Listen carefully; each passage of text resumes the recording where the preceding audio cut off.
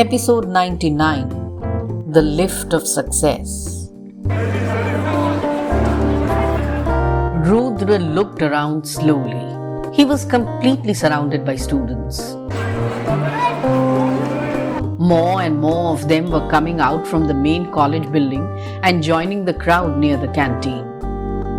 With his 6 feet height, Rudra towered over most of them.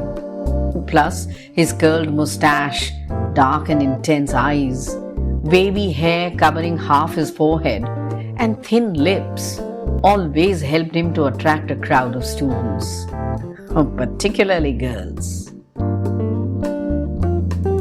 One of Rudra's hands was lovingly placed on the shoulders of Hiren Kumar, who barely managed to come up to his waist. Hiren didn't have both the legs below the knees. He was supporting himself on crutches. Rudra knew that he will now have to start addressing the gathering of students because Hiren couldn't stand for too long.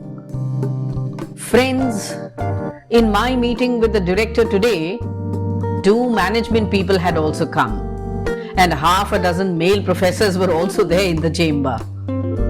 Rudra's voice boomed across the terrain. Complete silence ensued.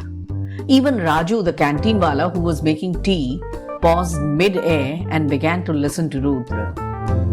शायद रुद्र के नाम से ही डर गए. The entire crowd of students not only laughed but also clapped and cheered him on. I asked the director only one question. Lift college में कब लग रही है? Obviously, he didn't have any reply to give. That economics professor, Dr. Selvam, began to answer on his behalf. But I asked him to keep quiet and let the director reply. The director began to mumble something. The 2 management stooges also began to stammer about the money involved in setting up the lift and all. One of them gave me this quotation by a vendor, and Rudra held up a sheaf of papers for everyone to see. This quotation says that to set up the lift, it will mean 1.75 lakhs. And the management does not have that much of money. But friends, we are not going to listen to their excuses.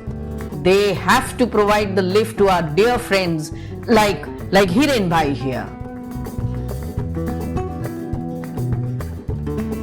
And Rudra bent down and placed both his hands on the shoulders of Hiren.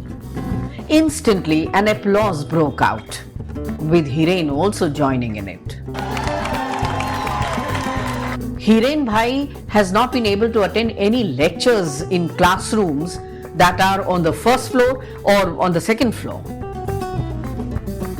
He just keeps on sitting in the corridor here. He can't even use the library as that is on the 3rd floor. And not just Hiren Bhai, there are other friends too who are able in other ways but are unable to climb up the staircase. For students like Hiren Bhai and so many others, it is the duty of the college to provide the services of the lift. फिर bill 1.75 lakhs का हो या 10.75 lakhs का. We will not rest till the lift is put up and Hiren Bhai is able to sit and read in the library. Loud cheers and applause followed this pronouncement by Rudra. Students crowded around Rudra to shake hands with him and to congratulate him on his victory. The college premises echoed with slogans, "Our Rudra Bhai." Rudra had first noticed Vidhi sitting in the corridor of the college near the auditorium. He was quite surprised to see that she was sitting on the floor. Curious, he had walked up to her to ask why she was sitting on the floor. But before he could reach her, Rudra could see the reason why. Vidhi had deformed legs and hands. She used a square-shaped wheel stick which helped her to push herself and walk. but she was definitely not capable of climbing the first floor or any of the floors above and reach her classrooms. Vidhi could only manage to attend those lectures that were held in the limited 3 classrooms on the ground floor. The rest of the time she would squat down in a corner against the wall of the auditorium. Rudra was shocked by her condition. Rudra tried to engage volunteers to carry Vidhi to the upper floors, but the students didn't show much interest when they realized that this would become an everyday affair. Rudra then talked to the director to shift the lectures of all the subjects that Vidhi was enrolled in down to the 3 classrooms on the ground floor. But logistically, that wasn't possible. A smiling director did reassure Rudra that Vidhi's attendance will be taken care of. When all of this was happening, Rudra did not notice that a member of the local press was present in the college premises. He quietly observed Rudra's efforts and a month later published a full report in the regional media. Overnight, Rudra became a hero, hailed as the champion who raised a voice for the cause of the differently abled. The president of the Students' Union invited Rudra to his office. "So, hero, great job. We need young men like you to raise a voice for the students. Students' Union needs people like you. You go ahead, gather the students, enroll them in our union and put all kind of pressures on the director. You will get all the funding that you want. बस याद रखना, कुछ ना कुछ हरकत करते रहना and सुर्खियों में बने रहना." Rudra became the one-stop junction for all problems the students faced. Setting right the strict professors, getting low attendance converted into the required figure, convincing the admin staff to accept assignments even after the deadlines, pressurizing the teaching and the admin staff to give a few extra marks to the members of the Students' Union, and so on. Rudra catapulted from being a mere student to someone who was calling the shots. As winter set in, Vidhi had to quit, as she couldn't afford to sit in the corridor anymore. The empty corridor failed to remind Rudra of Vidhi. He seemed to have moved on. He was in fact busy searching for a mudda, an issue which would let him create a ruckus in time to fight for the post of Vice President of the Students' Union. At the back side of the auditorium, there was a shaft built up for facilitating a lift. It was empty from the ground floor to the open skies beyond the 3rd floor because a lift had never been put up there.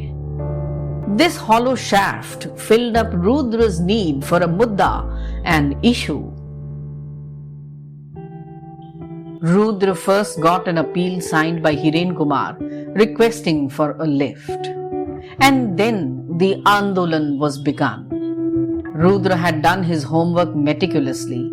He singled out all the 37 differently abled students enrolled in the college, took them to the open ground in front of the main building, and sat down on a dharna, a protest. As expected, this created an uproar in the local media. The director tried his best to quell the protest, but all his efforts failed. The future vice president of the Students' Union couldn't be swayed.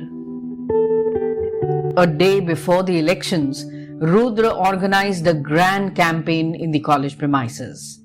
Nearly 2,000 students were asked to come from all over the city. The press was informed. A sponsor came forward to distribute water, tea, coffee, and wafers. 2 days before the grand campaign, Rudra got a phone call at midnight. It was Vinod, the director's peon. He spoke hurriedly in a low voice. "Rudra भैया, lift बना रहे हैं college वाले. आज शाम को कोई alumni करके आए थे. They have donated money for the lift. आज वो ही वेंडर आकर सब फिक्स करके भी गया. 2 दिन में चुपचाप सब कुछ हो जाएगा. मैंने सोचा मैं आपको बता दूं. The next vice president of the students' union now suddenly had no mudda, no issue to raise at the grand campaign the very next day. It was pitch dark when Rudra and the guard Ramu encircled the building and entered through the back gate. Ramu was swaying from side to side. Rudra had got that special white stuff for him. With his mobile torch, Rudra opened the meter box room. It stank of dampness and dust. Cobwebs were almost touching the floor from the ceiling. 3 rats made a dash for the corner. And a couple of bats rushed out screeching.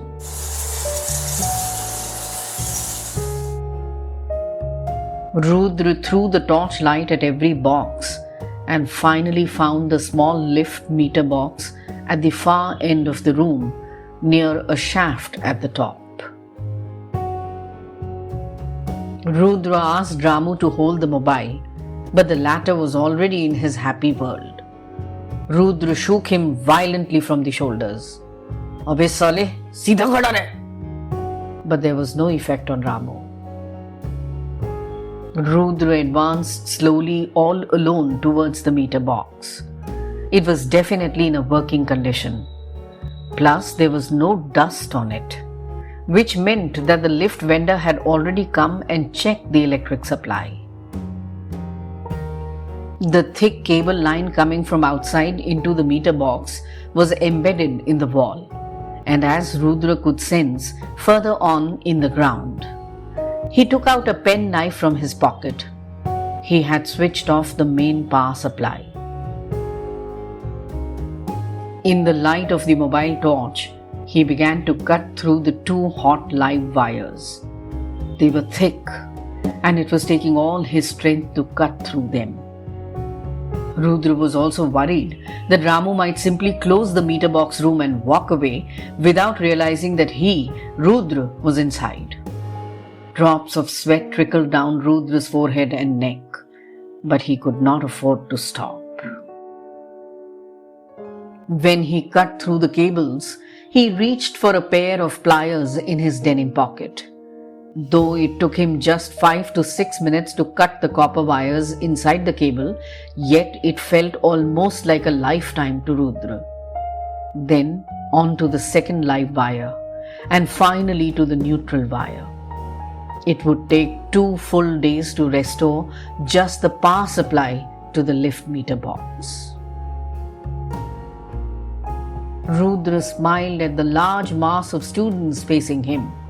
He lifted his hands and shouted into the microphone, "जब तक ये lift नहीं बनाएंगे, हम classes में पढ़ने नहीं जाएंगे."